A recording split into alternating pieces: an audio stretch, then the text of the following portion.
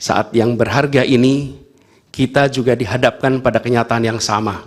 Peristiwa yang sedang berlangsung hari-hari ini akan menjadi bagian dari catatan sejarah perjalanan Republik kita, sebagaimana perjuangan kita sejak pra-kemerdekaan. Sebagai bentuk dedikasi kami untuk menjaga kewarasan, untuk menjaga agar warga tidak putus asa terhadap perangai politik kita, dan untuk menjaga impian semua warga negara tentang Indonesia yang lebih mulia. Jika ini dibiarkan terjadi, berarti keberadaan kita menjadi mundur. Kami berharap agar Majelis Hakim MK dapat bekerja dengan independen, penuh martabat dan penghormatan. Bagi kami yang penting bukan siapa yang menang, siapa yang kalah. Bagi kami, masalah ini adalah beyond election, melainkan harus merupakan edukasi kepada bangsa ini untuk menyelamatkan masa depan Indonesia dengan peradaban yang lebih maju melalui antara lain berhukum dengan elemen dasar sukmanya, yaitu keadilan substantif, moral, dan etika. Ini bagian dari posita kami untuk melengkapi sebelum saya membacakan petitum. Posita kan tidak ada narasi-narasi yang berupa ada video. Majelis. Tadi disebutkan cawe-cawe presiden, ini adalah bentuk lebih lanjutnya. Iya, tapi di dalam narasi-narasi ini tidak muncul video kan. Hanya pokok-pokok permohonan dalam keadaan yang tertulis kan. Ya, ini konfirmasinya ada di video ini dan kami ingin menjadikan ini bagian dari posita. Tapi saya serahkan Majelis Hakim. Bagian dari bukti bukan nanti? Sebagiannya bagian dari bukti, tapi tidak seluruhnya ini bagian dari bukti. Ini cuma 3 menit saja Majelis.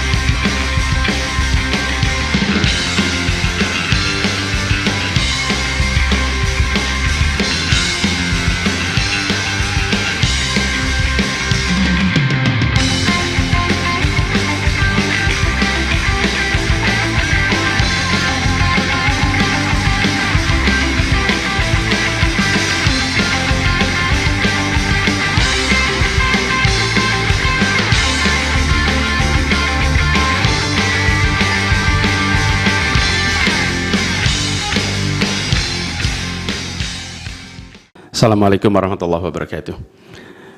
Yang mulia Hakim Mahkamah Konstitusi, hari ini adalah sebuah momen yang sangat penting dalam sejarah kita. Kami berdiri dengan penuh rasa hormat di depan Mahkamah Konstitusi untuk menyampaikan sebuah situasi yang mendesak dan kritis, serta memerlukan pertimbangan mendalam dan keputusan yang bijaksana. Bangsa dan negara kita ini sedang berada di dalam titik krusial, sebuah persimpangan yang akan menentukan arah masa depan kita. Apakah kita akan melanjutkan perjalanan kita menuju kedewasaan sebagai sebuah negara demokrasi yang matang, ataukah kita akan membiarkan diri tergelincir kembali ke bayang-bayang era sebelum reformasi yang justru kita hendak jauhi.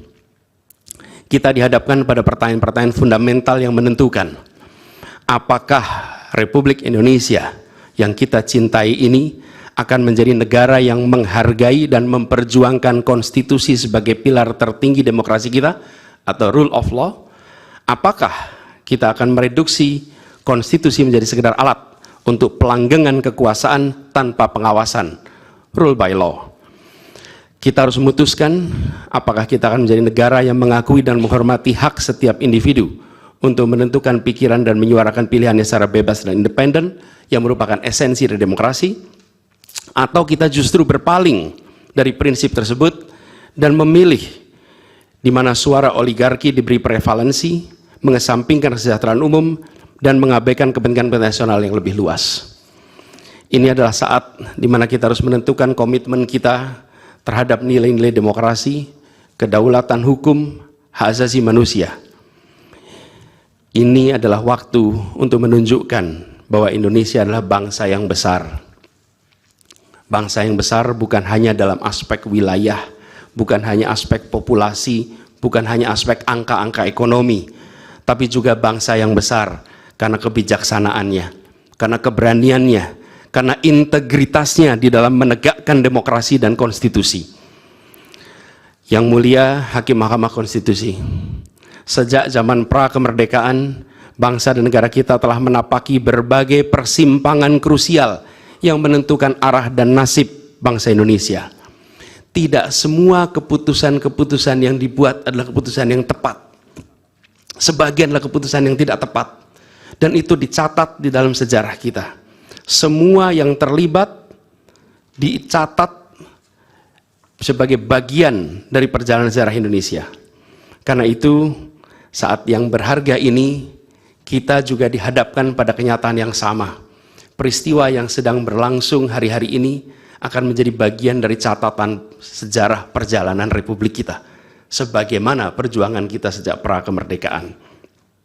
Ini adalah saatnya bagi kita di persimpangan yang kritis ini untuk mengambil pelajaran dari sejarah, berdiri dengan keberanian moral dan intelektual untuk menentukan masa depan kita dengan keputusan yang akan memperkuat pondasi demokrasi, memperkuat pondasi keadilan di dalam negara kita.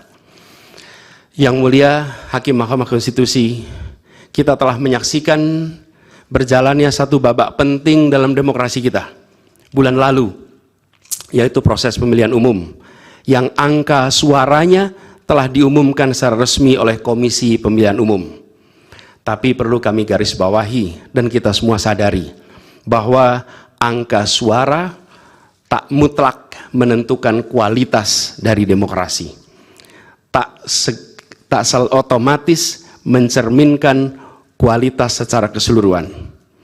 Setiap tahapan proses pemilihan, mulai dari persiapan awal hingga pengumuman, haruslah konsisten dengan prinsip-prinsip kebebasan, kejujuran, keadilan.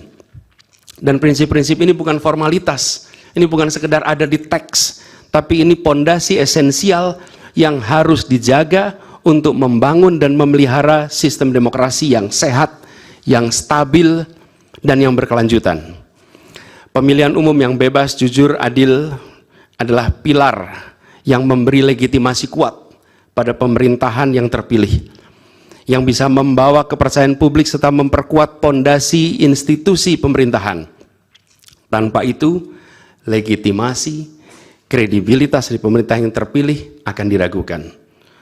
Lebih jauh lagi, pemilihan yang dijalankan secara bebas, secara jujur dan adil adalah sesungguhnya pengakuan atas hak dasar setiap warga negara dalam menentukan arah dan masa depan negara mereka sendiri.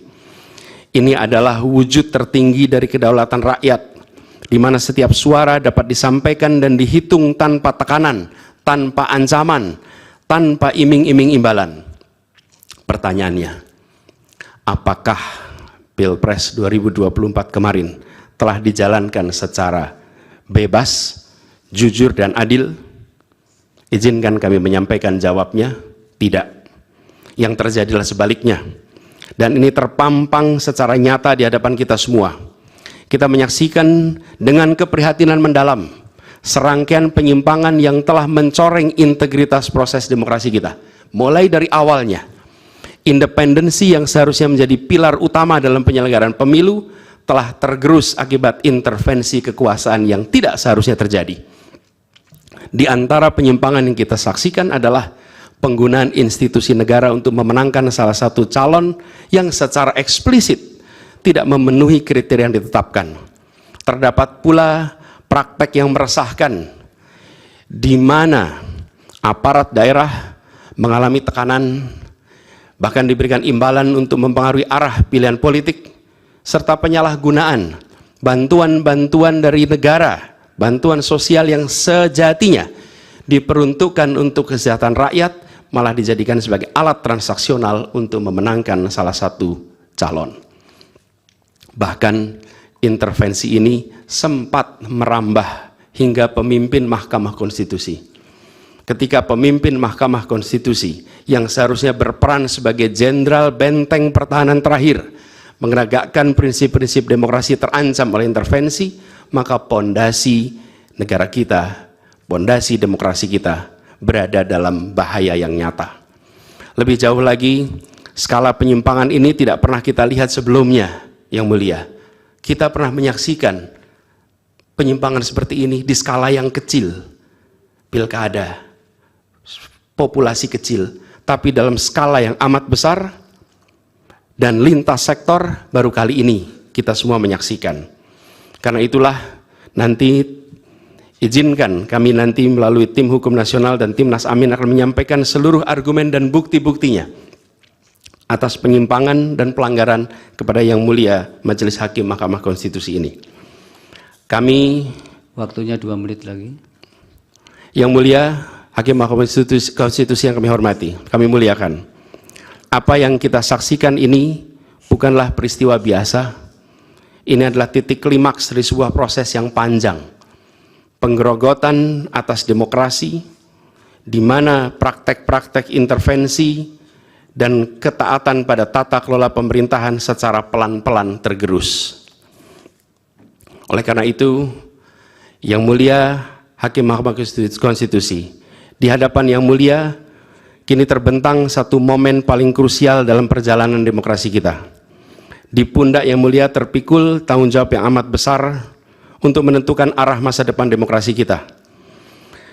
Apakah kita akan melangkah dalam persimpangan jalan ini menjadi sebuah republik dengan rule of law atau rule by law?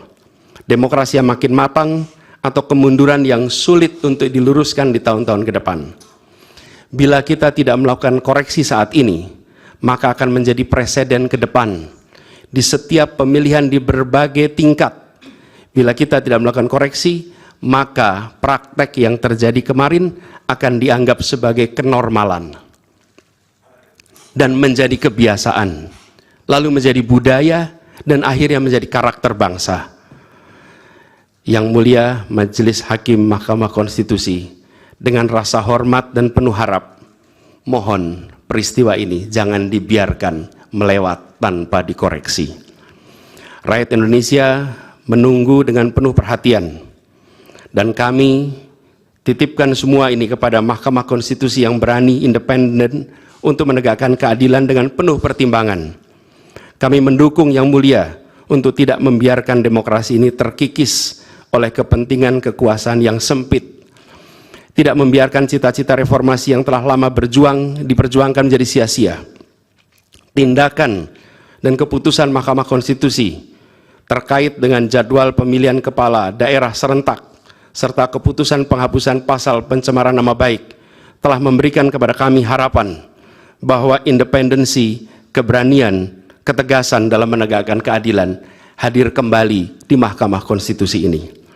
Kami memohon kepada Hakim Konstitusi yang kami muliakan untuk menerapkan kebijaksanaan dan keadilan dalam setiap keputusan perkara yang kami ajukan, menjadi penjaga yang teguh atas nilai demokrasi, dan memastikan bahwa konstitusi tetap menjadi panduan utama dalam membangun masa depan bangsa yang lebih adil dan sejahtera. Semoga sejarah mencatat dan menjadi saksi atas dedikasi dan komitmen yang mulia untuk mempertahankan integritas dan martabat demokrasi dan konstitusi kita. Kepada Hakim Mahkamah Konstitusi yang kami muliakan, harapan besar dan tinggi itu kami titipkan. Terima kasih. Assalamualaikum warahmatullahi wabarakatuh. Assalamualaikum warahmatullahi wabarakatuh. Selamat siang, salam sejahtera untuk kita semua. Yang sangat saya muliakan Ketua Majelis dan seluruh anggota, termohon, pihak terkait, Bawaslu, dan teman-teman saya dari pemohon. Saudara-saudara sekalian yang sangat saya hormati, seluruh warga negara yang saya junjung tinggi. 79 tahun lalu, para bapak bangsa memproklamasikan kemerdekaan negara kita dengan keyakinan bahwa menjadi bangsa merdeka adalah jalan untuk mewujudkan semua bentuk kebaikan bagi kehidupan seluruh warga di negeri kepulauan ini. Sekarang kita berada dalam keprihatinan besar. Semua kepala yang berpikir kritis di antara kita, yang peduli pada kehidupan negara dan bangsa yang bermartabat, sedang mempertanyakan apakah negara ini bisa setia pada cita-cita luhur yang melandasi kelahirannya. Negara ini lahir dengan visi untuk menjunjung kemanusiaan, kesetaraan, dan keadilan. Dan setiap negara dengan visi mulia semacam itu niscaya menghendaki kepemimpinan yang sanggup menomorsatukan kepentingan dan kesejahteraan warga di atas kepentingan pribadi mereka yang berkuasa. Kita telah menjadi saksi bahwa pada satu titik dalam perjalanan bangsa ini, seluruh warga negara pernah dipersatukan oleh semangat yang sama untuk melakukan reformasi. Untuk apa? Untuk memperjuangkan hal yang sangat esensial bagi kehidupan berbangsa dan bernegara, untuk mengkoreksi pemerintahan yang saat itu kita anggap melenceng, membelenggu kebebasan warga, menebar ketakutan, dan menjauhkan negara ini dari cita-cita luhurnya. Dan kita tahu bahwa reformasi bukanlah sesuatu yang kita dapatkan cuma-cuma. Saudara-saudara kita, kerabat kita, dan sahabat kita menjadi korban, dan kita harus rela kehilangan mereka selamanya. Mereka mengikhlaskan hidup mereka agar negara ini benar-benar dijalankan dengan rasa hormat yang setinggi-tingginya kepada seluruh warga negara oleh pemerintahan yang mampu memikul amanat proklamasi. Hanya setelah reformasi kita bisa menikmati kebebasan menyuarakan pendapat. Hanya setelah reformasi kita menikmati demokrasi yang lebih bebas dan terbuka. Hanya setelah reformasi seluruh warga negara mendapatkan hak mereka untuk memilih pemimpin yang mereka percayai. Dan hanya setelah reformasi, kita bisa menegaskan aturan bahwa periode kepemimpinan harus dibatasi. Karena itu kita akan selalu menghormati mereka yang telah merelakan hidup demi memperjuangkan reformasi. Sebagian dari kita mungkin melupakan pengorbanan mereka, melupakan air mata dan kepedihan keluarga-keluarga yang kehilangan orang-orang yang mereka cintai. Dan melupakan semangat yang mendasari gerakan reformasi 25 tahun yang lalu.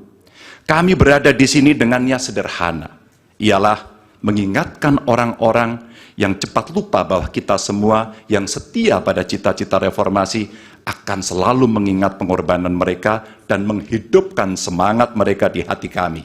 Tugas besar kita hari ini adalah meneguhkan diri dan bersumpah kepada diri sendiri bahwa kematian mereka yang berjuang demi reformasi bukanlah kematian sia-sia. Kita harus bersatu untuk selalu merawat ingatan kita. Kepada mereka yang mudah lupa, kita perlu menegaskan bahwa kita selalu ingat akan harga yang harus dibayar untuk memperjuangkan tegaknya demokrasi di negara ini. Kita selalu ingat akan tanggung jawab yang melekat pada setiap generasi untuk mewariskan keteladanan yang luhur kepada generasi mendatang. Kita selalu ingat bahwa demokrasi bisa dinodai oleh mereka yang hanya mempedulikan kekuasaan dan mendahulukan kepentingan pribadi. Dan kita selalu ingat bahwa apa yang harus kita lakukan ketika situasi menghendaki, kita melakukan sesuatu. Maka hari ini kami menggugat. Dan lebih dari sekedar kecurangan dalam setiap tahapan pemilihan presiden yang baru lalu, yang mengejutkan bagi kita semua adalah benar-benar menghancurkan moral, adalah menyalahgunakan kekuasaan. Saat pemerintah menggunakan segala sumber daya negara untuk mendukung kandidat tertentu, saat aparat keamanan digunakan untuk membela kepentingan politik pribadi, maka itulah saat bagi kita untuk bersikap tegas bahwa kita menolak semua bentuk intimidasi dan penindasan. Kita menolak dibawa mundur ke masa sebelum reformasi, kita menolak pengkhianatan terhadap semangat reformasi. Kami menggugat sebagai bentuk dedikasi kami untuk menjaga kewarasan, untuk menjaga agar warga tidak putus asa terhadap perangai politik kita, dan untuk menjaga impian semua warga negara tentang Indonesia yang lebih mulia. Dan bagi kami, ini impian yang harus kita kejar, agar setiap langkah kita meninggalkan jejak tak terlupakan bagi masa depan yang lebih baik. Terima kasih, dan Tuhan merahmati kita semua, Tuhan merahmati Indonesia. Wassalamualaikum warahmatullahi wabarakatuh. Assalamualaikum warahmatullahi wabarakatuh. Ketua dan anggota Majelis Hakim yang mulia, saudara termohon dari KPU, pihak terkait dari kuasa hukum Paslon 2 dan saudara dari Bawaslu. Dalam perjalanannya yang mulia, MK Indonesia pernah memberi warna progresif bagi perkembangan hukum konstitusi di Indonesia dan pernah dinilai sebagai lembaga penegak hukum yang sangat kredibel. Harvard Handbook tahun 2012 seperti ditulis oleh Tom C. menilai MK Indonesia adalah salah satu dari 10 MK paling efektif di dunia. Studi tentang perjalanan masa lalu MK yang bagus pernah ditulis juga dalam beberapa jurnal ilmiah. Dari Amerika Serikat ada disertasi yang ditulis oleh Pastor Stefanus Hendrianto yang kemudian diterbitkan dalam bentuk buku berjudul Law and Politics of Constitutional Courts, Indonesia and the Search for Judicial Heroes, diterbitkan oleh penerbit ternama di Amerika. Dari IAIU Malaysia lahir disertasi karya Iwan Satriawan, Role of the Constitutional Court in Consolidating Democracy in Indonesia. Ada juga disertasinya Rifli Harun tentang hukum dan sengketa pemilu. Apresiasi terhadap MK Indonesia dalam keberaniannya membuat landmark decisions muncul dalam berbagai makalah forum ilmiah, jurnal akademik, dan berbagai media.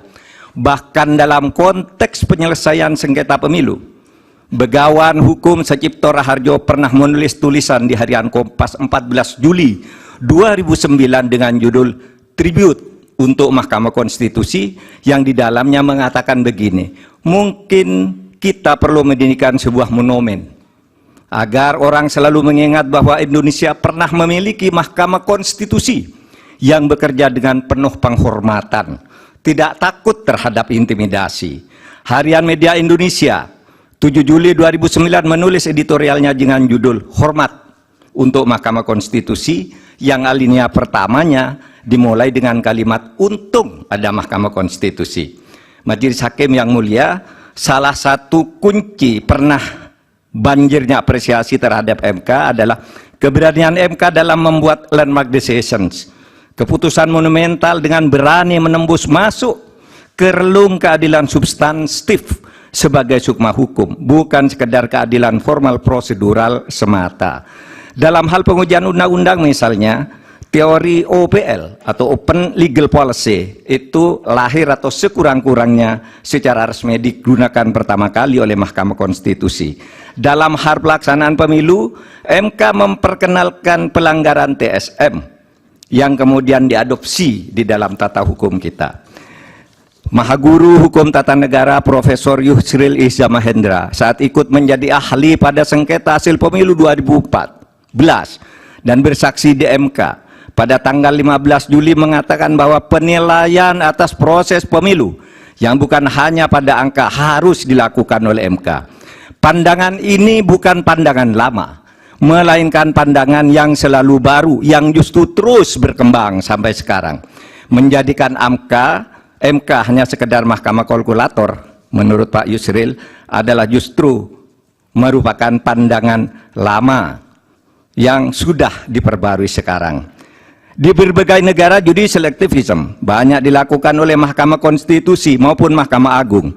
Beberapa negara membatalkan hasil pemilu yang dilaksanakan secara curang dan melanggar prosedur, seperti Australia, Ukraina, Bolivia, Kenya, Malawi, dan Thailand, serta beberapa negara yang satu disebut ada Belarusia yang dinilai sebagai shame institution atau institusi pengadilan palsu karena selalu diintervensi oleh pemerintah.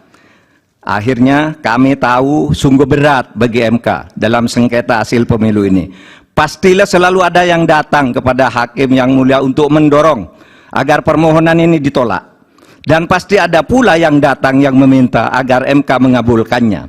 Yang datang mendorong dan meminta itu tentu tidak harus orang atau institusi, melainkan bisikan hati nurani yang datang bergantian di dada para hakim, yaitu bisikan yang selalu terjadi antara ammaroh dan mutmainnah.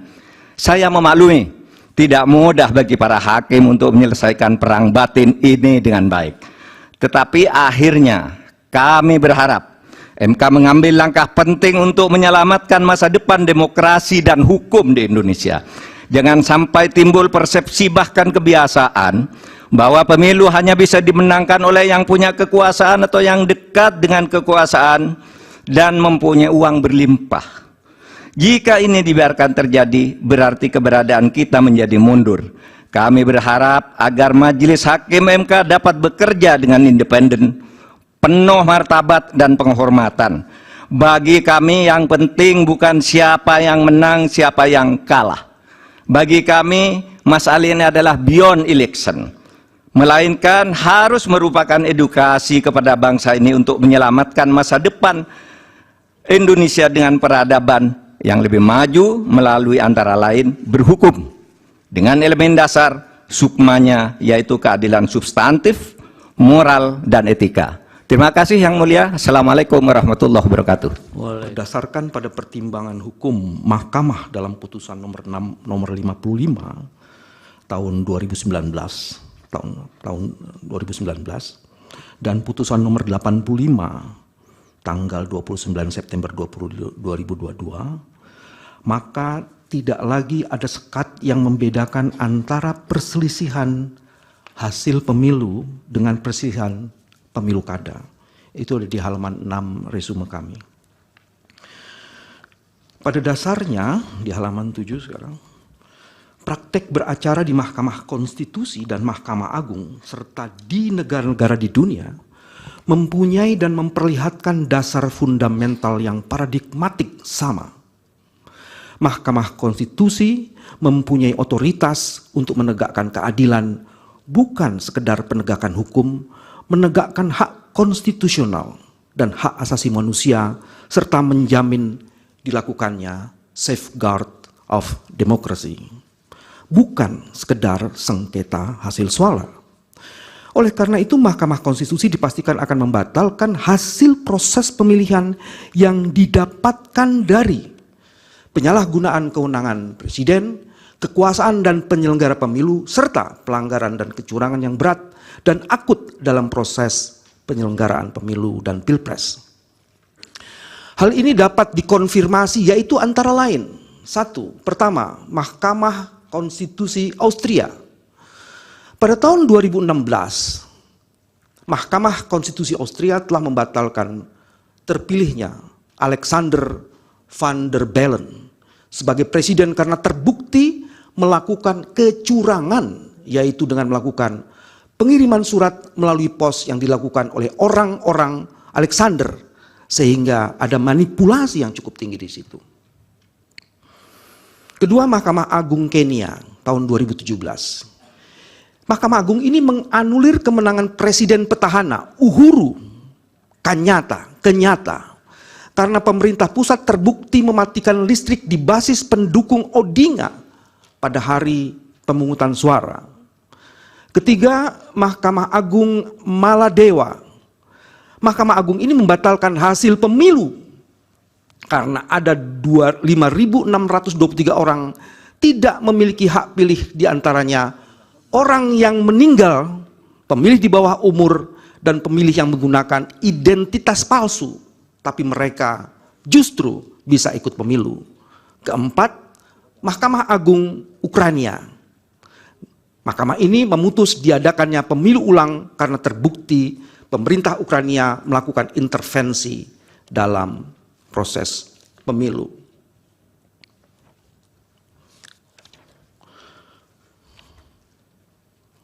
Saya lanjutkan ke halaman 7 poin. Maaf.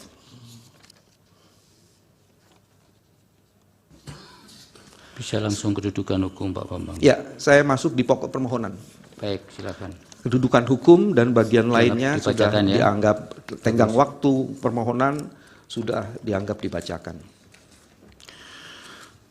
Alasan permohonan pembatalan hasil pemilihan disampaikan atas dasar terjadinya rangkaian pelanggaran terukur dan pelanggaran-pelanggaran yang secara kualitatif menguntungkan pasangan calon 02, namun sebaliknya merugikan pemohon. Hasil pemilu berdasarkan rekapitulasi yang ditetapkan oleh KPU melalui SK KPU dikemukakan urutan perolehan suara. Tidak kami bacakan. Hasil perhitungan suara untuk 02 di atas diperoleh dengan cara yang melanggar azas pemilu dan prinsip penyelenggaraan pemilu bebas, jujur, dan adil. 3 azas itu dilanggar secara serius oleh mesin kekuasaan, mulai dari pelibatan lembaga kepresidenan, dukungan Presiden Joko Widodo, pelumpuhan independensi penyelenggara pemilu, manipulasi aturan persyaratan pencalonan, pengerahan aparatur negara, dan penyalahgunaan anggaran negara atau bansos yang disalahgunakan untuk menggerakkan mesin pemenangan paslon 02 yang calon wakil presidennya secara jelas adalah anak kandung dari Presiden Joko Widodo.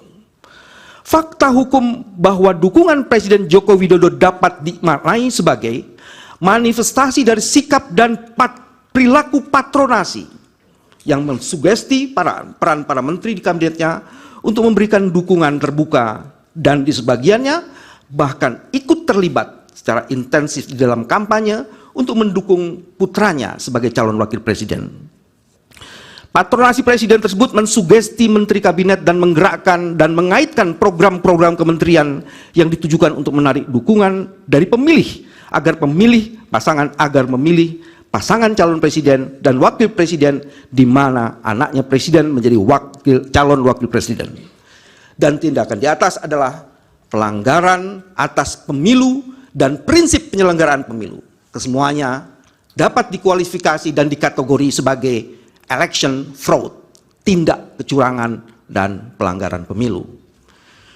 Dukungan Presiden Jokowi merupakan berupa penggelontoran dan pengalokasian sejumlah dana dengan tujuan pemenangan paslon 02 bisa dikualifikasi sebagai pork barrel politics. Tindakan Presiden Joko Widodo itu dapat dikualifikasi sebagai penyimpangan dana insentif negara untuk publik yang digunakan sebagai transaksi politik pemilu dan ditujukan untuk mempengaruhi pemilih. Tindakan tidak netral Presiden Joko Widodo telah terbukti menguntungkan calon tertentu dengan melonjaknya suara paslon 02 secara drastis setelah melalui operasi pengerahan sumber daya negara. Sebelum Agustus 2023, Prabowo Subianto menurut survei berkisar di angka 24,6% Oktober 2023. Di saat dipasangkan dengan putra Presiden Joko Widodo, suara pasangan tersebut naik di atas 30% dan melejit sampai di angka 51,8% pada bulan Februari 2024 sebelum pemungutan suara. Dengan menyandingkan survei, ada di capture, dengan menyandingkan survei antara sebelum dan sesudah adanya intervensi kekuasaan, terdapat kenaikan tidak wajar sebesar 34% hanya dalam kurun waktu 5 bulan terhitung sejak Oktober 2023 sampai dengan Februari 2024. Ini sesuatu yang sangat luar biasa, menunjukkan ada intensi kecurangan yang dahsyat. Pelanggaran berupa pelibatan lembaga kepresidenan untuk kepentingan paslon 02 nampak dan terbukti dari kampanye terselubung oleh Presiden Jokowi dalam berbagai kunjungannya. Ini nanti akan kami jelaskan di bagian lain. Yang disertai dengan pembagian bansos di provinsi yang menjadi area operasi adalah wilayah di mana Prabowo Subianto ternyata memperoleh suara rendah pada pemilu 2014 dan 2019 dengan sasaran pemilih diperkirakan 27 juta. Ini juga nanti akan kami jelaskan captionnya. Tapi sebagai informasi, itu di daerah yang paling bawah itu adalah kunjungan Pak Joko Widodo yang paling bawah di Jawa Tengah, ada 1, 2, 3, 4, lebih dari 15. Dan di daerah-daerah itu bansosnya luar biasa, intervensi terhadap aparaturnya juga luar biasa, dan kenaikan perolehan angka paslon 02 juga luar biasa. Jadi berdasarkan riset ini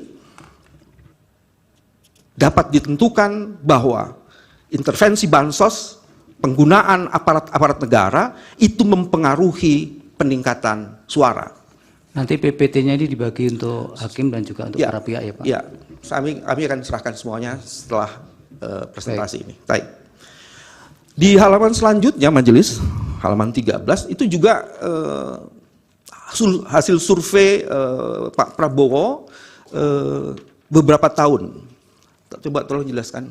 Di situ ada kenaikan-kenaikan yang luar biasa. Setelah kunjungan dari Pak Jokowi ke beberapa tempat, di beberapa daerah, kalau kita mencoba mengkategorisir angka Pak Prabowo di 2014 di 2019 dan di 2024, di mana intervensi kekuasaan itu terjadi, maka terjadi lonjakan yang luar biasa sekali. Sayang kecil sekali ya. Majelis saya tidak baca yang di depan. Saya mau kasih contoh angka, mohon maaf. Oke, tolong dibesarkan lagi. Kepulauan Talaut, Sulawesi Utara.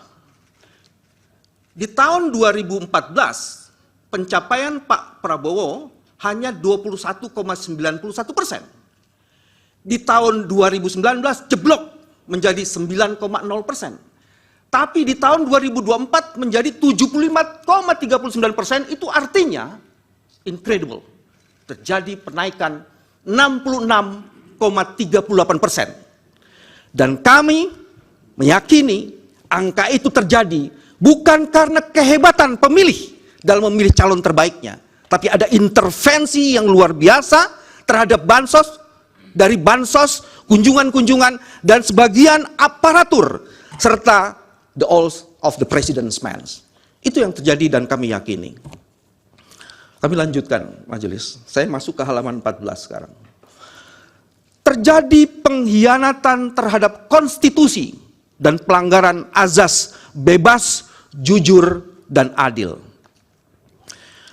KPU atau termohon secara sengaja menerima pencalonan pasangan calon di nomor urut 2 secara tidak sah dan melanggar hukum. Meskipun mengetahui usia putra presiden pada saat mendaftar berdasarkan peraturan KPU nomor 19 tahun 2023 tentang pencalonan peserta pemilihan umum atau PKPU 19 tahun 2023 tidak memenuhi syarat.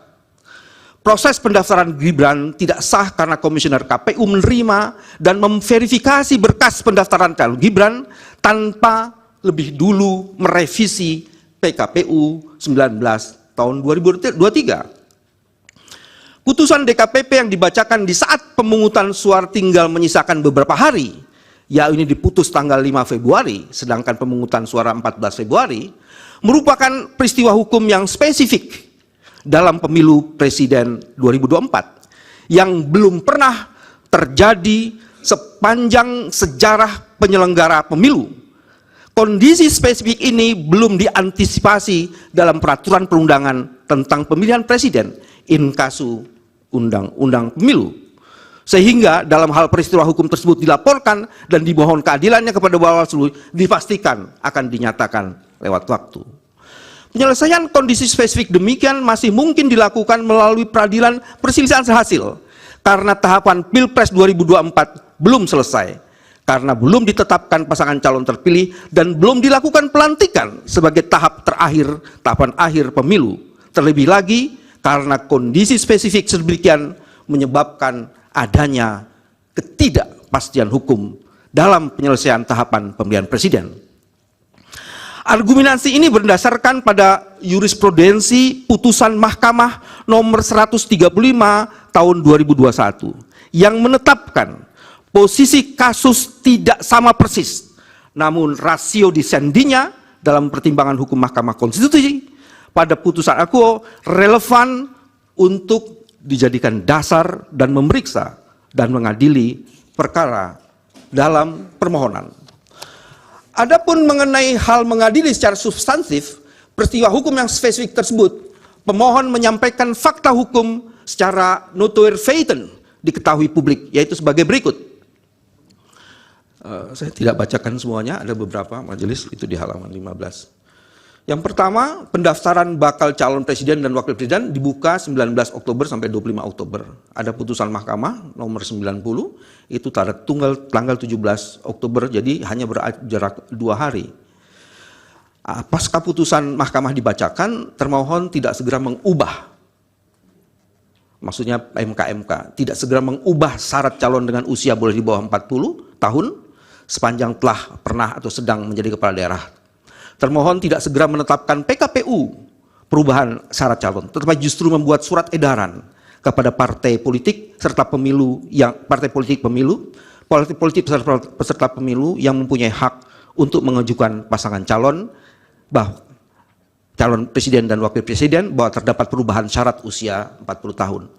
Terus juga tindakan-tindakan terpohon itu ternyata melanggar prosedur yang dikonfirmasi dari keputusan KPU nomor 1632 tahun 2023 tentang penetapan pasangan calon dan seterusnya. Maka menurut kami seharusnya permohon tidak dapat menerima pendaftaran bakal calon yang belum berusia 40 tahun in kasu bakal calon presiden putra Joko Widodo yang berpasangan dengan Prabowo Subianto. Saya lanjutkan di halaman selanjutnya. Tindakan menerima pendaftaran Gibran secara melawan prosedur merupakan salah satu bentuk pelanggaran terukur. Tentang pelanggaran terukur, Mahkamah dalam berbagai putusan perselisihan hasil pemilu kepala daerah mempertimbangkan sebagai pelanggaran yang tidak dapat ditolerir dan diberi sanksi pembatalan sebagai peserta pemilihan. Ada beberapa putusan mahkamah yang mendiskualifikasi calon pemenang dalam kontestasi pemilihan umum kepala daerah, yakni terbukti tidak memenuhi syarat. Hal ini dapat dikumpulkan sebagai berikut, ada 4. Pertama, putusan diskualifikasi calon Bupati RD Dabi dari pasangan calon Bupati dan Wakil Bupati Kabupaten Yalimo nomor 1. Karena apa? Karena tidak lagi memenuhi syarat sebagai pasangan calon peserta pemilihan Bupati dan Wakil Bupati Yalimo. Melalui putusan tersebut, Mahkamah menyatakan memerintahkan KPU Yalimo menyelenggarakan kembali pemungutan suara ulang di seluruh TPS dengan terlebih dahulu mengganti saudara Edi RD Dabi. Nomor 2 adalah putusan 132 tahun 2020 atas pemilihan umum kepala daerah di Kabupaten Bovendigul. Pada putusan itu MK mendiskualifikasi pasangan calon atas nama Yusak Yaluo dan Yakob Waremba atas dasar calon bupati tersebut ternyata tidak memenuhi syarat jeda 5 tahun dari bebas murninya mantan terpidana korupsi. MK kemudian memerintahkan pemungutan suara ulang di seluruh TPS tanpa diikuti oleh pasangan calon tersebut. 3. Putusan Mahkamah Konstitusi Pemilu Kada Bengkulu nomor 57 tahun 2008. MK mendiskualifikasi pasangan calon Dirwan Mahmud dan Hartawan karena melakukan pelanggaran terukur, yakni tidak memenuhi syarat calon kepala daerah. Sama halnya dengan putusan Pilkada Kota Tebing Tinggi nomor 12 tahun 2010, MK pun mendiskualifikasi pasangan calon karena melakukan pelanggaran terukur, yakni tidak memenuhi syarat calon.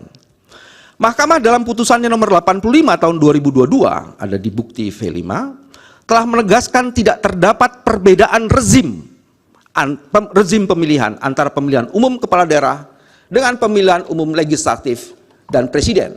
Sehingga adalah tepat menurut kami jika MK memutuskan diskualifikasi Gibran karena adanya kondisi spesifik yang sama dengan perkara-perkara sengketa pemilu kada yang tadi disebutkan di atas. Oleh karena paslon 02 terbukti melakukan pelanggaran terukur, tidak memenuhi syarat calon dan didiskualifikasi, maka agar hak konstitusional pemilih yang telah mencoblos paslon 02 tersebut tidak hilang dan hangus sia-sia, maka beralasan hukum untuk memberikan kesempatan ulang kepada para pemilih tersebut menggunakan hak pilihnya dengan benar melalui pemungutan suara ulang. Pemohon memohon kepada MK agar memerintahkan termohon untuk melakukan PSU yang hanya diikuti oleh pasangan calon yang tidak melakukan pelanggaran terukur dan spesifik tadi. Dalam hal ini mohon dan pasangan calon nomor urut 3. Bagian yang lainnya, lumpuhnya independensi penyelenggara pemilu karena intervensi kekuasaan. Lumpuhnya independensi penyelenggara pemilu yang terjadi saat ini merupakan bagian dari skenario Presiden Joko Widodo untuk melanggengkan kekuasaannya. Tindakan ini dimulai saat Presiden Joko Widodo menunjuk dan mengangkat tim seleksi KPU dan Bawaslu pada tahun 2021.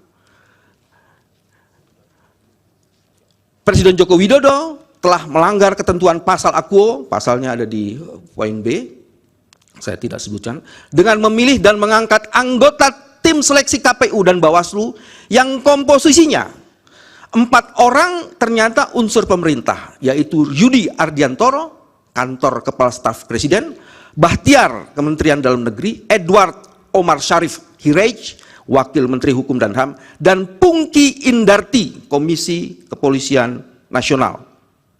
Berangkat dari seleksi bermasalah, praktek curang dan pembelian pemilu oleh termohon, antara lain, saya lanjutkan di halaman selanjutnya, kecurangan dan pelanggaran oleh termohon saat verifikasi partai politik. Jadi termohon melakukan kecurangan pada saat verifikasi faktual dengan memerintahkan penyelenggara pemilu di tingkat provinsi hingga kabupaten kota untuk memanipulasi hasil verifikasi dengan tujuan untuk meloloskan partai politik tertentu menjadi peserta pemilu 2024. Kasus-kasus manipulasi verifikasi partai politik calon ini bahkan sudah disidangkan oleh DKPP. Ditemukan hubungan khusus dan personal antara Ketua KPU Hasyim Asyari dengan Ketua Umum Partai Politik Republik 1, Hasnaini, sebagai salah satu partai calon peserta pemilu. Hubungan khusus itu terungkap di dalam persidangan DKPP, dan Ketua KPU Hasyim Asyari atas perbuatan tersebut dijatuhkan sanksi peringatan keras terakhir oleh DKPP.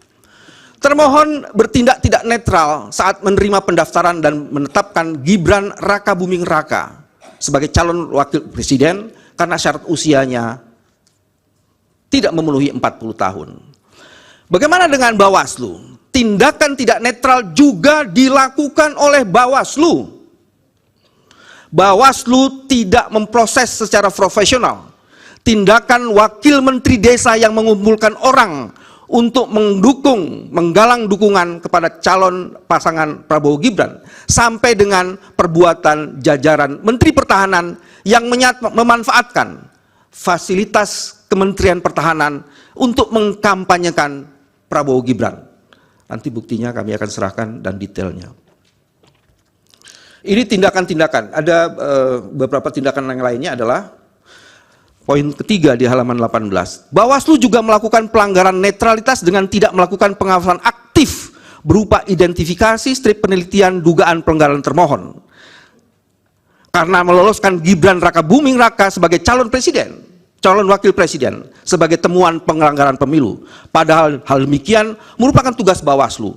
Apalagi di dalam salah satu cross eksaminasi di DKPP, ternyata belum ada berita acara yang dikonfirmasi oleh Bawaslu tentang proses pendaftaran itu.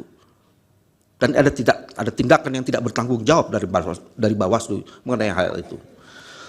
Saya akan lanjutkan lagi di poin selanjutnya.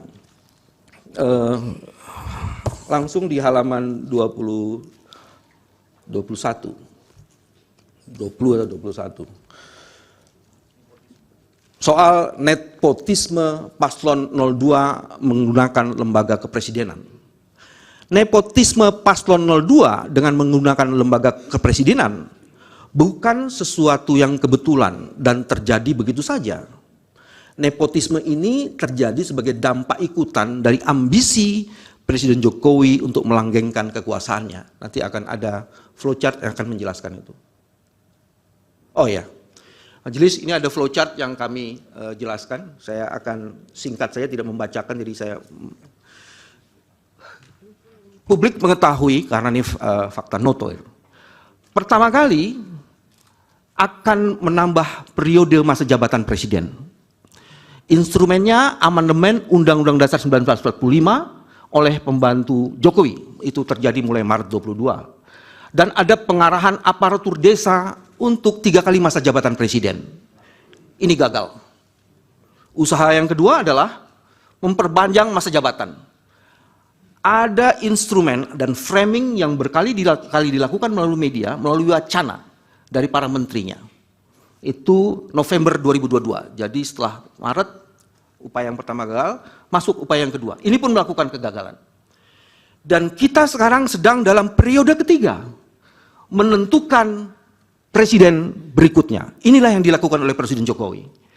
Jadi instrumennya adalah, menurut pendapat kami, putusan MK nomor 90 tahun 2023 dilanjutkan dengan mengendalikan penyelenggara pemilu, mengkooptasi alat-alat kekuasaan negara, menjinakkan partai politik. Dan ini yang mengakibatkan, setelah tadi prinsipal kami sudah mengemukakan, ada konsekuensi Indonesia sekarang ada di persimpangan jalan.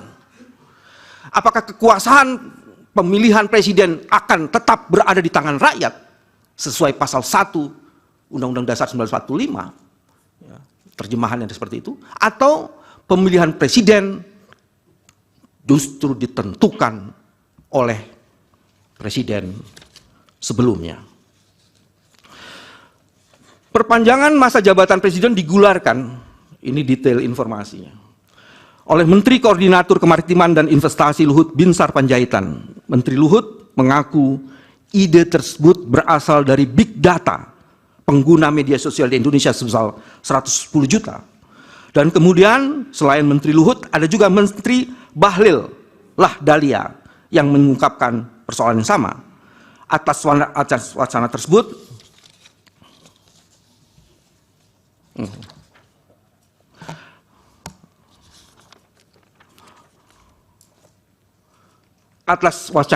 terlihat perbedaan sikap Presiden Jokowi yang awalnya seakan-akan menolak wacana dimaksud, pernyataan di 2019, tapi kemudian menyatakan hal demikian sebagai bagian dari demokrasi. Itu pernyataan tahun 2022. Sikap inkonsistensi ini menunjukkan adanya motif yang sungguh sangat terang benderang dari Presiden Jokowi untuk melanggengkan kekuasaannya. Selain tidak tegas terhadap berbagai upaya menteri yang secara nyata menabrak konstitusi, upaya pelanggengan kekuasaan oleh Presiden Jokowi juga terbaca dengan sangat terang setelah beliau menyatakan dengan tegas akan campur tangan dengan cawe-cawe dalam pemilu 2024. Pernyataan tersebut disampaikan pada saat bertemu dengan para pemimpin redaksi media serta konten kreator pada 29 Mei 2023. Pernyataan Presiden Jokowi di atas bererat kaitannya dengan permohonan pengujian Undang-Undang Pemilu oleh Almas Sakib Biru yang menyoal syarat usia capres dan cawapres yang diajukan pada tanggal 2 Agustus 2023. Ada dua fakta yang dapat digunakan untuk membaca hubungan antara dua peristiwa ini, yaitu peristiwa pertama, posita alasan permohonan pengujian Undang-Undang Pemilu oleh Almas sebagaimana tertuang dalam putusan nomor 90, secara eksplisit menyatakan Gibran Rakabuming Raka sebagai sosok potensial yang menjadi bakal calon presiden atau calon wakil presiden. Lebih lanjut, Almas dalam permohonan pengujiannya pasal 169 huruf Q Undang-Undang Pemilu menyatakan sebagai pengagum Gibran Rakabuming Raka.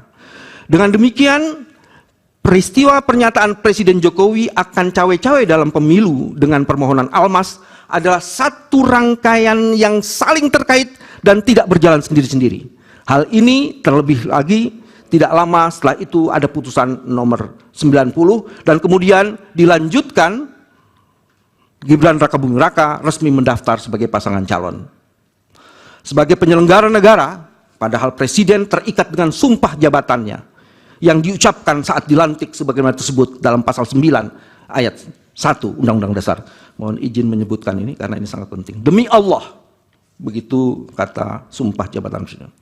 Demi Allah saya bersumpah akan memenuhi kewajiban sebagai Presiden Republik Indonesia atau Wakil Presiden Republik Indonesia dengan sebaik-baiknya dan seadil-adilnya memegang teguh Undang-Undang Dasar dan menjalankan undang-undang dan peraturannya dengan seluruh-seluruhnya serta berbakti untuk nusa, kepada nusa dan bangsa. Frasa bersumpah akan memenuhi kewajibannya dengan sebaik-baiknya dan seadil-adilnya mengandung arti bahwa presiden harus berada di atas dan untuk semua kelompok dan golongan, berlaku yang seadil-adilnya dalam konteks penyelenggaraan pemilu, harus dimaknai bahwa presiden akan bertindak netral, tidak memihak serta tidak bertindak untuk menguntungkan salah satu pasangan calon atau merugikan pasangan calon lainnya. Sikap netral presiden serta penyelenggara negara lainnya juga merupakan amanat Undang-Undang Pemilu, yakni pasal 26 ayat 2 Undang-Undang Pemilu.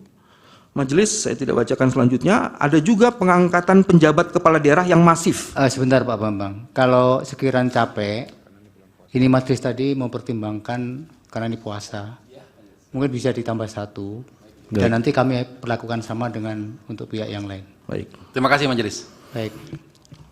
Memang lelah majelis, tapi apa artinya kelelahan? Karena kami harus menegakkan aturan demokrasi seluruh-seluruhnya. Ya sudah, itu di penambahan itu saja yang direspon, jangan yang lain. Ya, terima kasih. Terima kasih majelis. Nanti akan teman-teman saya akan membacakan. Ini ada poin 4 huruf A. Itu penunjukan pejabat kepala daerah yang dilakukan oleh pemerintah itu ternyata tidak memenuhi standar yang ditentukan oleh putusan MK majelis, yaitu putusan MK nomor 55 Undang-Undang tahun 2019 dengan putusan MK nomor 67. Menurut putusan di atas ada 3 indikator penting ditunjuknya penjabat kepala daerah, baik penjabat gubernur, bupati, dan wali kota. 1, pemerintah harus menerbitkan peraturan pelaksana sebagai tindak lanjut pasal 201 dari Undang-Undang Nomor 1 2015 tentang pemilihan gubernur, bupati, dan wali kota atau pilkada. Sehingga tersedia mekanisme dan persyaratan yang terukur dan jelas bahwa pengisian pejabat negara tersebut mengabaikan, menurut kami, prinsip-prinsip demokrasi dan sekaligus memberikan jaminan bagi masyarakat bahwa mekanisme pengisian tersebut penjabat berlangsung terbuka, transparan, dan akuntabel. Dan yang kedua, indikator yang sangat penting sesuai dengan aspirasi daerah. Karena ternyata, nanti akan dijelaskan dalam pengamatan kami, aspirasi daerah tidak sepenuh-penuhnya diakomodasi. Yang ketiga, pemberian kewenangan pejabat kepala daerah dalam masa transisi menuju pilkada serentak secara nasional yang sama dengan kepala daerah definitif. Jadi juga diberikan kewenangan-kewenangan yang sama dengan kepala daerah terhadap para penjabat daerah ini. Jadi alih-alih seharusnya terbit peraturan pemerintah yang justru terbit, Majelis Hakim, justru peraturan Menteri Dalam Negeri nomor 4 tahun 2023 yang digunakan untuk menggantikan peraturan pemerintah. Peraturan menteri bukan termasuk peraturan pelaksana undang-undang berdasarkan pasal 1 angka 5. Yang juga penting untuk dikemukakan adalah pengabaian terhadap perintah putusan MK tersebut telah menyebabkan proses penunjukan pejabat kepala daerah berlangsung tidak demokratis dan sangat struktural, di mana pemerintah pusat menjadi pengendali segala tindak tanduk kepala daerah, dan ini bisa dibuktikan terakhir dalam kasus di Aceh. Tiba-tiba gubernur Aceh dicopot karena di Aceh 02 kalah. Sehingga mudah bagi kepala daerah menjadi alat politik pemerintah pusat, terutama ketika penyelenggaraan pemilu serentak. Ada peta yang kami kemukakan di halaman 25 majelis, saya melanjutkan di huruf E-nya. Sebagaimana diketahui, jumlah provinsi yang dipimpin oleh pejabat gubernur hingga November 2023 itu sebanyak 20 provinsi, 20 provinsi dengan 57.000 desa di dalamnya yang memiliki ekivalen populasinya adalah, kalau dikaitkan dengan DPT, 140.657.540 pemilih. Dari total jumlah pemilihnya 204 juta sekian-sekian di seluruh Indonesia. Jadi para penjabat yang diberikan jabatan secara melawan hukum melalui peraturan presiden itu sebanyak 68,68%. Berdasarkan data tersebut dapat dilihat bahwa terdapat potensi ratusan juta suara pemilih yang rawan dicurangi secara terstruktur melalui kebijakan maupun tindakan yang diduga dilakukan oleh pejabat kepala daerah. Ini ada peta sebarannya. Majelis, ini ada peta sebarannya, saya baca yang sebelah kiri saja. Kalau peta sebaran ini dikaitkan dengan keunggulan, itu akan ada angka yang menarik. Di sebelah kanan, nomor 2 Sumatera Selatan unggul 69,47%. Ini kalau kita kaitkan dengan data yang sudah kami kemukakan sebelumnya, itu akan kelihatan sekali. Ini bukan seorang yang memilih karena memang punya kompetensi dan lain-lain, tapi ada masalah. Nomor 8, di Kalimantan Barat unggulnya 61,05%. Di Kalimantan Timur 69%. Ini luar biasa.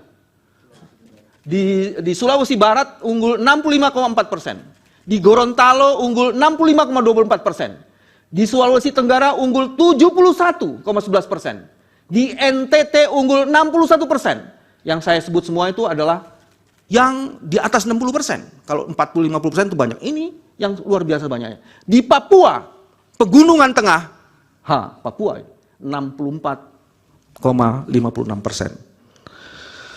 Majelis Hakim juga ada, kami jelaskan di halaman 26, penjabat kepala daerah menggerakkan struktur di bawahnya. Ya.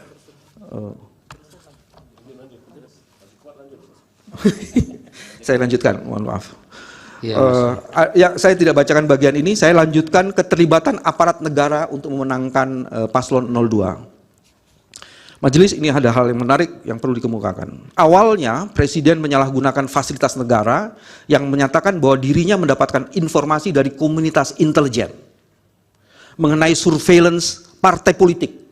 Itu tanggal 16 September 2003. Timbul pertanyaan, dalam kapasitas apa Presiden Joko Widodo menggunakan BIN untuk mengetahui data, survei, dan arah partai politik? Apakah sebagai kepala pemerintahan, pelaku politik, atau yang terafiliasi dengan kepentingan calon? Selain menggunakan BIN sebagai upaya untuk memenangkan kontestasi, Presiden Jokowi juga ternyata menggerakkan atau setidaknya membiarkan beberapa anggota menteri kabinet terlibat dalam kampanye paslon 02 serta pejabat negara lainnya. Saya akan sebut beberapa saja karena cukup banyak menteri yang terlibat di situ. Saya mau masuk di poin 3, Menteri Koordinator halaman 28. Airlangga Hartarto melakukan dugaan politisasi bansos kepada warga Mandalika. Menteri Luhut Binsar Panjaitan memberikan dukungannya kepada Prabowo paslon 02 di berbagai media dan platform media sosial.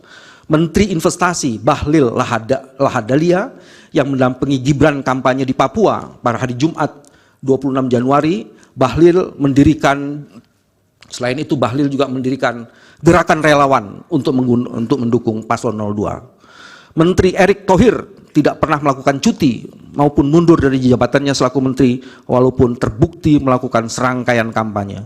Menteri Agama Yakut Khalil Koumas yang menyatakan siap memberikan tambahan suara 4% untuk pasangan calon nomor urut 02 Prabowo Gibran dan memberikan pengarahan terhadap penyuluh agama di seluruh Indonesia.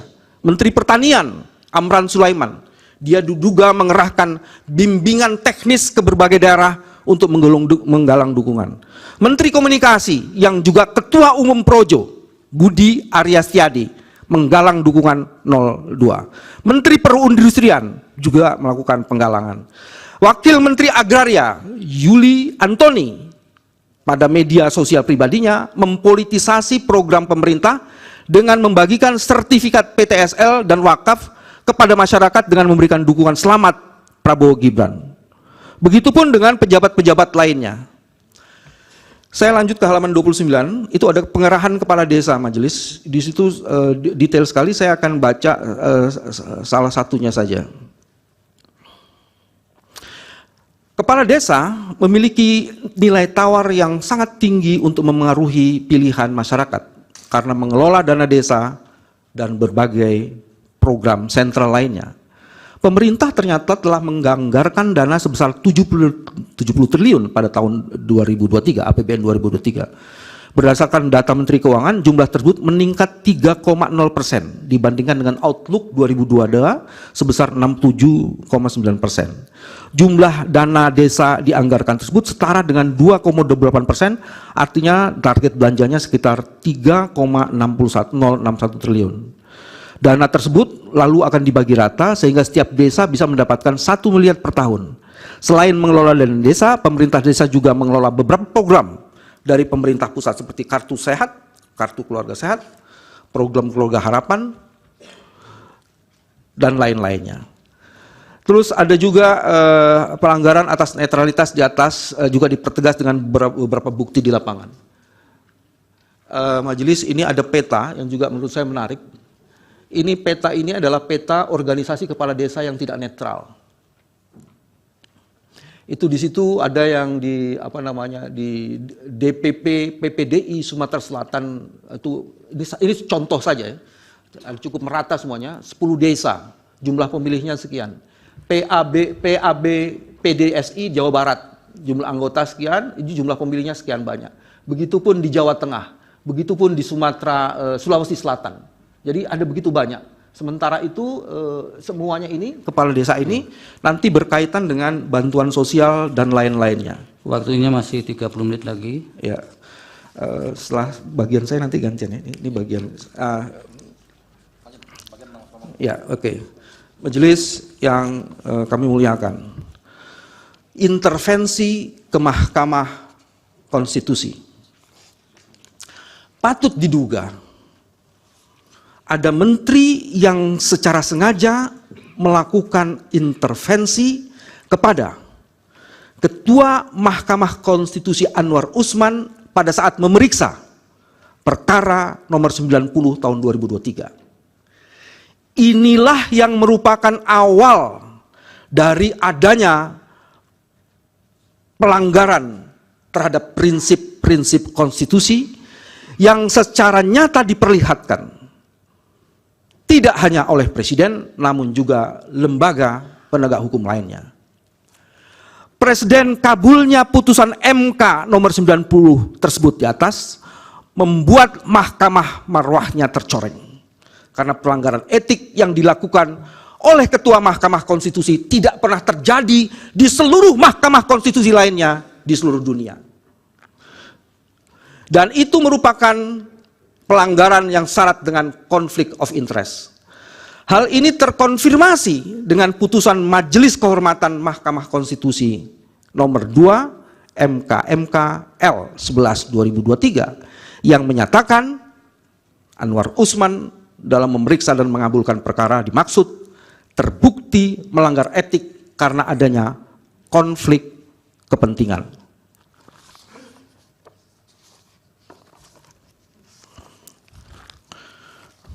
Sebentar majelis.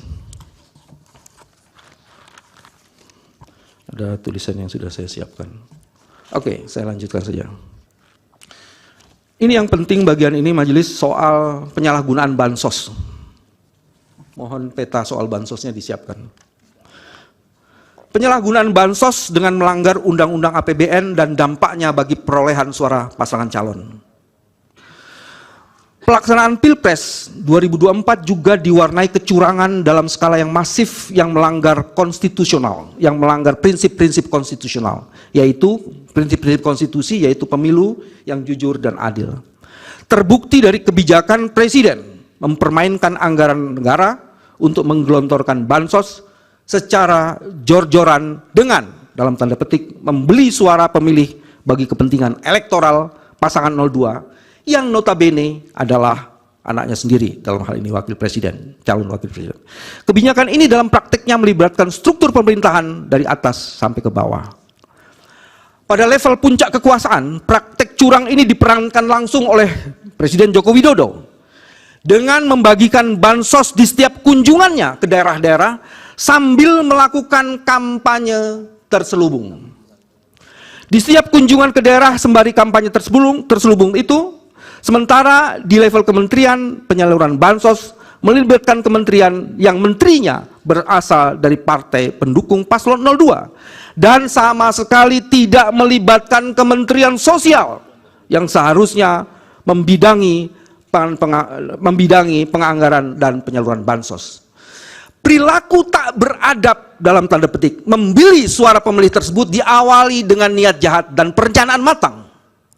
Segera setelah terbitnya putusan MK 02, Presiden Joko Widodo menekan Kementerian Keuangan untuk mengalokasikan anggaran sosial dalam jumlah yang fantastis.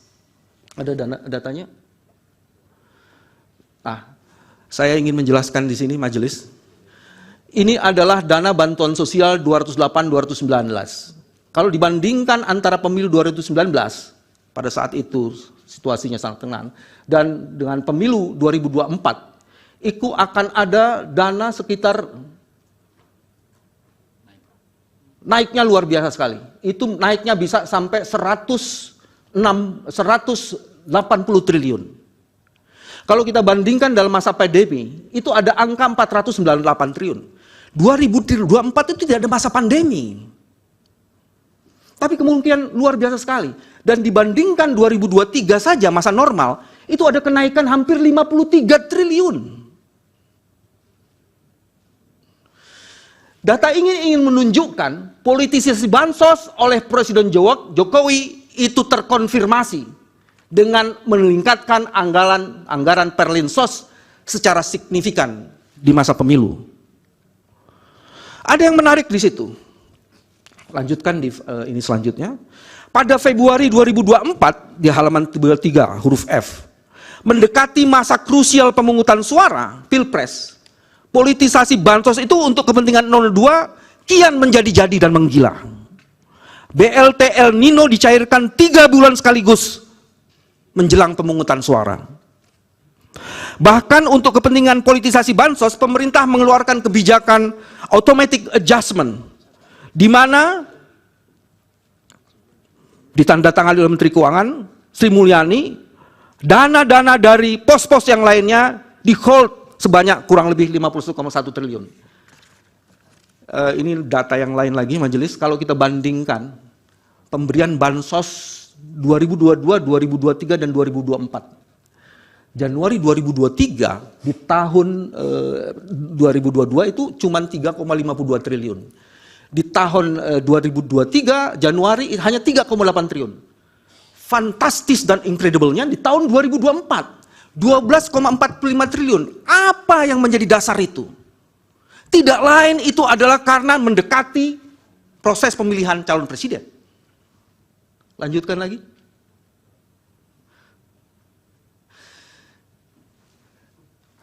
Ada peneliti yang membuat penelitian sangat baik yang berkaitan dengan pork barrel politics. Ini dibuat oleh Arujo 2021 penelitiannya, ditulisnya, penyalahgunaan sumber daya negara oleh politisi seperti Bansos dan dalam hal ini Presiden serta BLT itu ternyata digunakan meraup suara dalam pemilu. Dan ini terbukti efektif di 5 negara termasuk Indonesia. Ini adalah studi. Dari sini bisa kelihatan sekali penerimaan bansos itu. Jadi seluruh penerimaan bansos itu ternyata kalau dikonfirmasi dan di overlay dengan perolehan suara calon akan terbukti di sini. Dan ini dibenarkan oleh survei. Jadi ada survei di Indonesia yang membenarkan seperti ini. Penerimaan bansos sebanyak 69% itu ternyata mereka yang memilih Prabowo Gibran. Ini faktanya. Ada ini lain? Ini juga menarik, majelis. Politisasi bansos ini oleh Presiden Jokowi ternyata mendongkrak secara tidak wajar perolehan suara Prabowo Gibran. Saya masuk di ujung saja majelis, itu dari 3 sebelah kanan ya. Agustus 2023 itu majelis. Pertama ada putusan MK, dilanjutkan kemudian ada Pak Jokowi menyatakan kampanye secara aktif dan bagi-bagi bansos. Kemudian di Desember 2023, tadi di Agustus 2023, itu statement Pak Jokowi, Presiden boleh kampanye dan memihak. Dan kalau kemudian itu diterjemahkan, ditambah lagi dengan guyuran bansos 490 triliun, Bapak Presiden, Majelis Hakim bisa melihat angka itu tiba-tiba melonjak. Dari Agustus 2023, di Desember 2003 dan Februari 2023 itu angkanya hampir 20%, 19 sekian persen di 2024. Jadi apalagi kalau bukan intervensi bansos dan mengkooptasi integritas dari penyelenggara negara. Dan yang paling menarik, ini khusus untuk Bawaslu. Ini juga menarik. Tapi sebelum itu saya tambah lagi. Ini ada di halaman 34, survei LSI. Ini yang tadi disebutkan adalah, ini surveinya LSI ini. Menurut survei LSI, 69,3% penerima bansos mendukung Prabowo Gibran. Dan total penerima bansosnya ada 51 juta penerima. Ini survei. Kalau kita meyakini survei quick count, harusnya yakin juga dengan ini. Pemohon menemukan politisasi bansos itu juga terjadi di berbagai daerah. Ini ada sekitar 7. Saya mau sebut dari nomor 7 aja. Pembagian bansos di DKI Jakarta dengan tas berwarna identitas paslon. Saya tidak tahu di mana ada Bawaslu. Terdapat bansos berupa beras yang memuat calon wakil presiden dan calon wakil presiden. Terus kemudian di Gianyar, Bali, ketika Pak Jokowi membagikan bansos yang diwarnai insiden pencopotan baliho Ganjar Mahfud serta bendera Partai PDIP di sekitar lokasi penyerahan. Dan yang paling penting itu di bagian poin 1, Majelis I.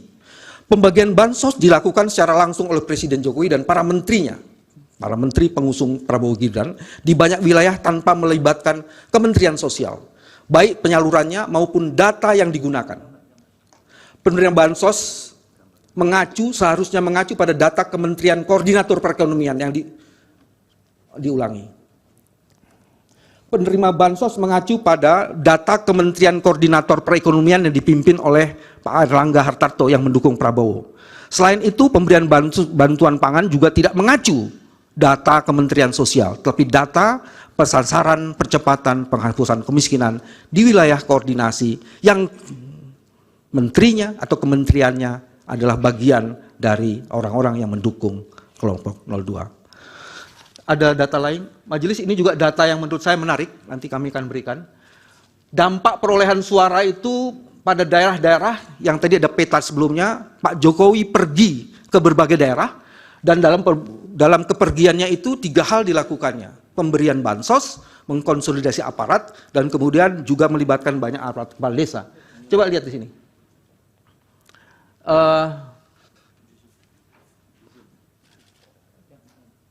Ya, yang ini tadi oke. Tadi saya sudah jelaskan, saya jelaskan lagi. Coba saya mau cari data yang ini saja. Yang 45% Gianyar. Ini basis dari Pak Prabowo tahun 2014. Itu perolehan suaranya di Gianyar, itu nomor 2 dari Mentawai, itu 22%.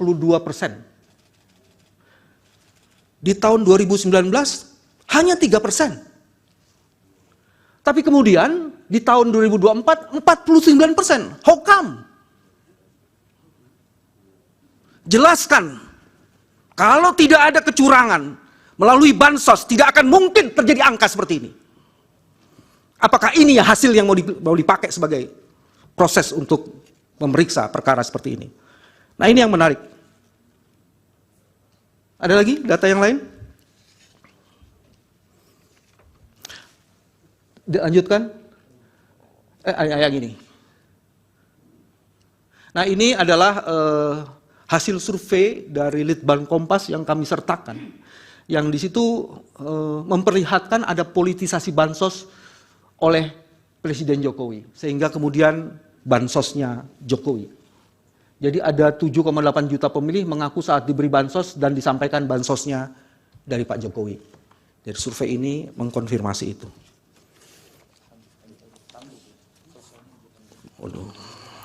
Baik, saya lanjutkan, tinggal 6 halaman lagi, saya akan cepat-cepat saja. Pertama, yang lanjutnya Majelis ada pelanggaran prosedur. Ada berbagai modus kejahatan terhadap konstitusi dan cara-cara curang yang dilakukan oleh Presiden Jokowi untuk mendukung paslon 02 yang kesemuanya itu melahirkan berbagai kejahatan, turunan, dalam bentuk pelanggaran prosedur pemilu yang mempengaruhi hasil perolehan suara. Setidaknya ada 8 Majelis. Ada manipulasi DPT, ada surat suara yang tercoblos pada pasangan calon nomor urut 2, ada pengurangan suara pemohon, ada politik uang, ada yang mencoblos lebih dari 1 kali, ada TPS janggal, ada anak-anak ikut mencoblos, Dan ada juga kecurangan termohon yang dilakukan melalui sistem IT. Saya tidak akan membacakan semuanya, cuma saya akan memilih saja beberapa yang menurut saya sangat penting untuk dikemukakan.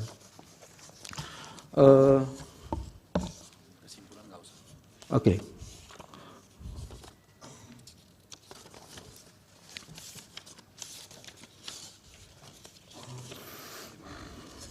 Oke.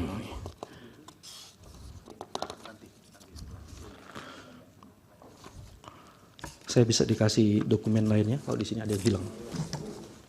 Itu halaman 32. Ya, ada halaman 32. Ini halaman 32. Oh iya. Oke. Ya. Saya akan lanjutkan majelis. Manipulasi DPT ini menarik untuk dikemukakan, itu di halaman 35 majelis. Ditemukan beberapa DPT janggal. KPU menyatakan bahwa kejanggalan dalam DPT katanya dikarenakan salah input sebanyak 502.564 pada Juli 2023 di Jawa Tengah. DPT janggal yang diduga manipulasi tersebut meliputi adanya pemilih di bawah 17 tahun sebanyak 61.040.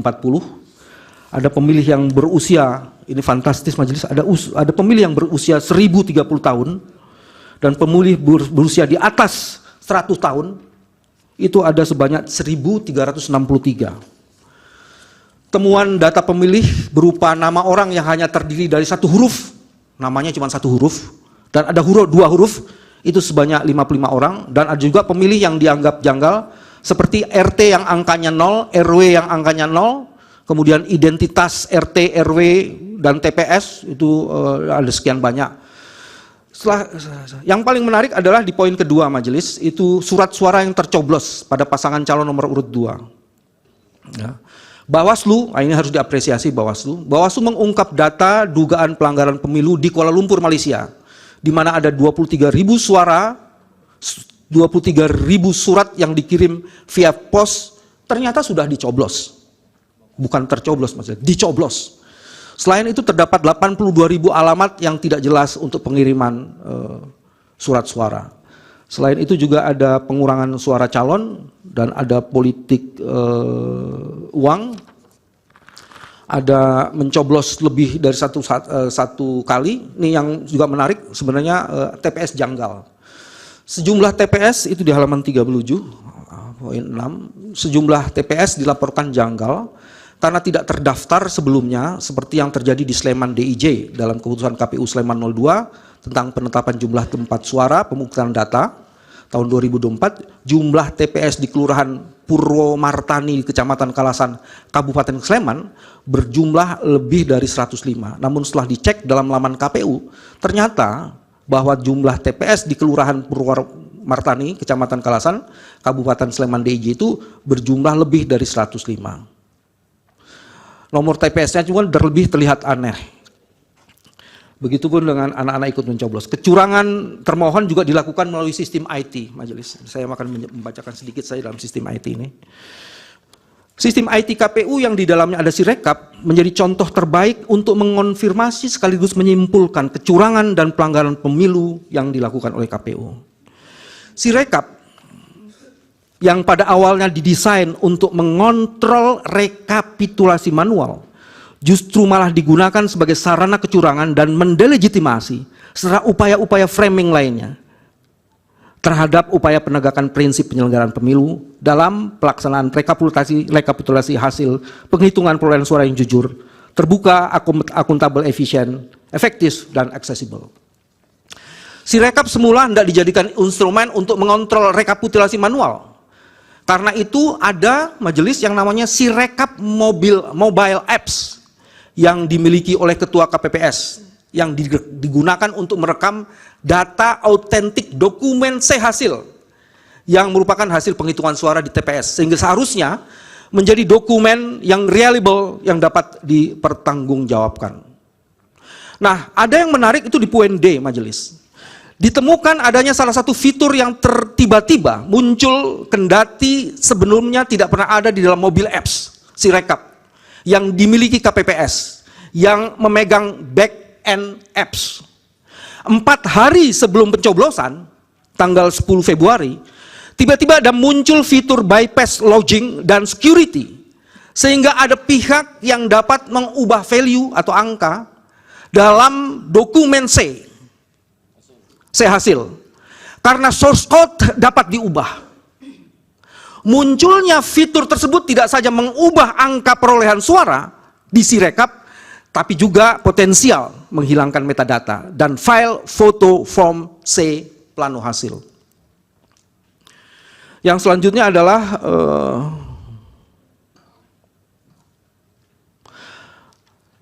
dari tim forensik kami, mereka mengatakan dan menyimpulkan sebagian besar dokumen C hasil yang didapatkan dari portal www.kpu.go.id itu ternyata tidak dapat dipertanggungjawabkan keasliannya karena C hasil yang dijadikan dasar rekapitulasi itu dilakukan di kecamatan adalah dokumen yang diragukan karena tidak memiliki metadata menurut kami yang sulit untuk dikonfirmasi. Legitimasi perolehan selanjutnya tidak bisa, itu sebabnya legitimasi terhadap perolehan selanjutnya tidak bisa dipertanggungjawabkan. Oke. Majelis Hakim, saya ingin membacakan petitum. Sebelum itu, ini adalah rangkuman video yang kami sampaikan, bagian dari posita kami. Silakan. Telah mengintimidasi berbagai pihak untuk melancarkan niatnya.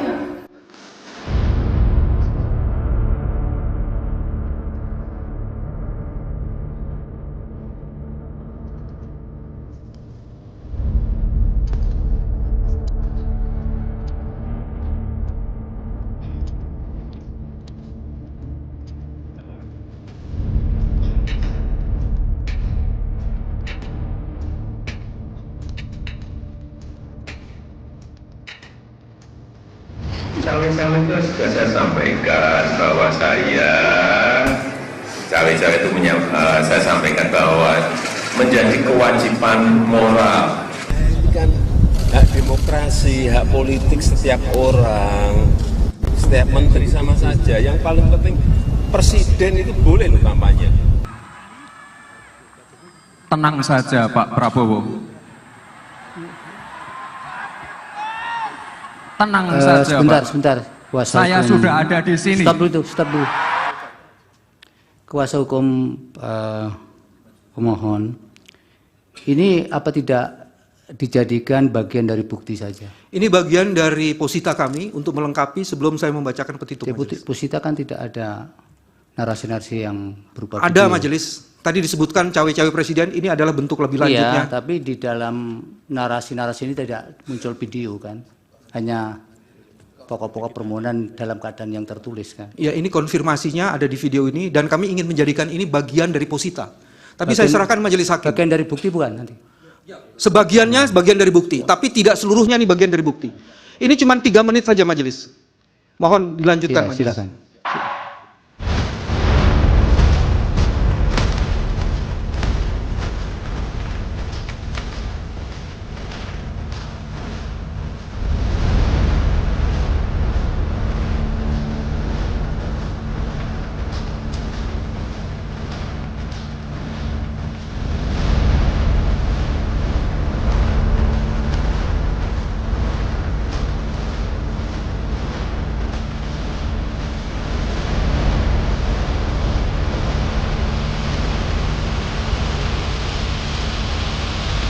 Dia mau baca.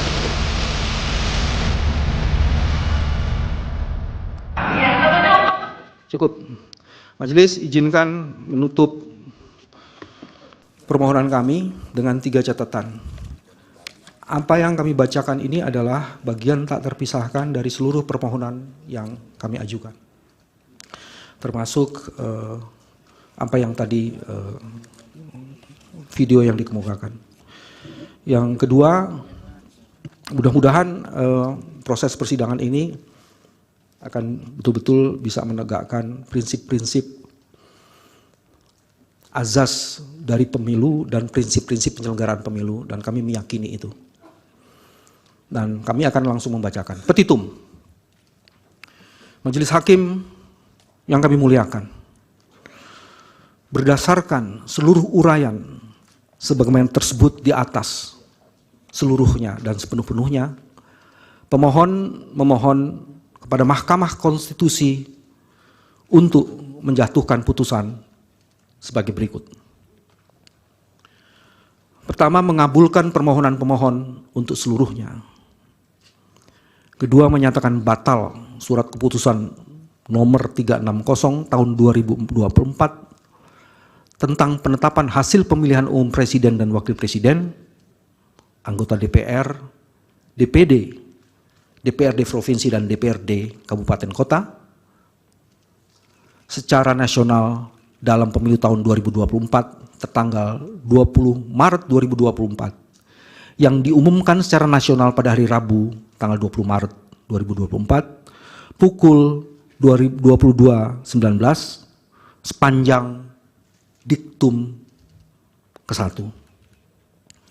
Ketiga, menyatakan diskualifikasi pasangan calon presiden dan wakil presiden nomor urut 2 atas nama Haji Prabowo Subianto dan Gibran Rakabuming Raka sebagai peserta pemilihan umum presiden dan wakil presiden Republik Indonesia tahun 2024. Keempat, menyatakan batal keputusan Komisi Pemilihan Umum Republik Indonesia nomor 1632 tentang penetapan pasangan calon peserta pemilihan umum Presiden dan Wakil Presiden Republik Indonesia tahun 2023 tertanggal 13 November 2023 dan juga keputusan Komisi Pemilihan Umum Republik Indonesia nomor 1644 tentang penetapan nomor urut pasangan calon peserta pemilihan umum Presiden dan Wakil Presiden Republik Indonesia tahun 2023 tertanggal 14 November 2023 sepanjang berkaitan dengan penetapan pasangan calon peserta dan penetapan nomor urut 2 atas nama Haji Prabowo Subianto dan Gibran Rakabuming Raka. Kelima, memerintahkan kepada Komisi Pemilihan Umum untuk melakukan pemungutan suara ulang pemilihan umum presiden dan wakil presiden tahun 2024 tanpa mengikut sertakan pasangan calon presiden dan wakil presiden nomor urut 2 atas nama Haji Prabowo Subianto dan Gibran Rakabuming Raka. Keenam, memerintahkan kepada Badan Pengawas Pemilihan Umum Republik Indonesia untuk melakukan supervisi dalam rangka pelaksanaan amar putusan ini. 7, memerintahkan kepada Presiden untuk bertindak netral dan tidak memobilisir aparatur negara serta tidak menggunakan APBN sebagai alat untuk menguntungkan salah satu pasangan calon dalam pemungutan suara ulang. 8, memerintahkan kepada Kepolisian Negara Republik Indonesia beserta jajarannya untuk melakukan pengamanan proses pemungutan suara ulang Presiden dan Wakil Presiden secara netral dan profesional. Kesembilan, memerintahkan kepada Tentara Nasional Indonesia beserta jajarannya untuk membantu pengamanan proses pemungutan suara ulang Presiden dan Wakil Presiden sesuai dengan kewenangannya. Atau pertama, mengabulkan permohonan pemohon untuk seluruhnya. Kedua, menyatakan batal berlakunya surat keputusan KPU nomor 360 tahun 2024 tentang penetapan hasil pemilihan umum presiden dan wakil presiden, anggota DPR, DPD, DPRD provinsi dan DPRD kabupaten kota secara nasional dalam pemilu 2024 tertanggal 20 Maret 2024 yang diumumkan secara nasional pada hari Rabu tanggal 20 Maret 2024 pukul 22.19 WIB sepanjang diktum ke-1.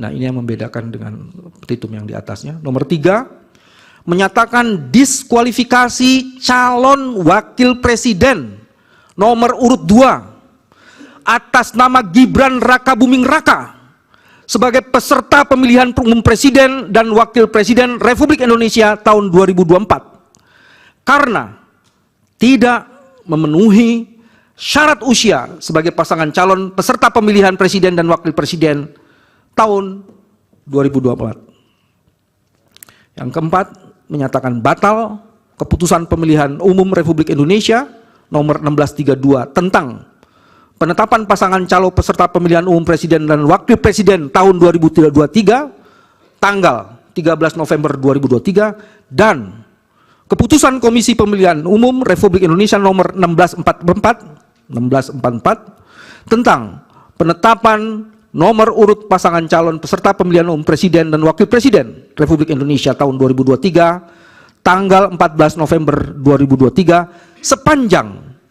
berkaitan dengan calon wakil presiden atas nama Gibran Rakabuming Raka. Memerintahkan termohon untuk melaksanakan pemungutan suara ulang dalam pemilihan umum presiden dan wakil presiden Republik Indonesia tahun 2024 dengan diikuti juga oleh calon presiden nomor urut 2 atas nama Haji Prabowo Subianto dengan terlebih dahulu mengganti calon wakil presiden. 6. Memerintahkan kepada Bawaslu Republik Indonesia untuk melakukan supervisi dalam rangka pelaksanaan amar putusan ini. 7. Memerintahkan kepada Presiden untuk bertindak netral dan tidak memobilisasi atau memobilisir aparat negara serta tidak menggunakan APBN sebagai alat untuk menguntungkan salah satu pasangan calon dalam pemungutan suara ulang. 8. Memerintahkan kepada Kepolisian Negara Republik Indonesia beserta jajarannya untuk melakukan pengamanan proses pemungutan suara ulang presiden dan wakil presiden secara netral dan profesional.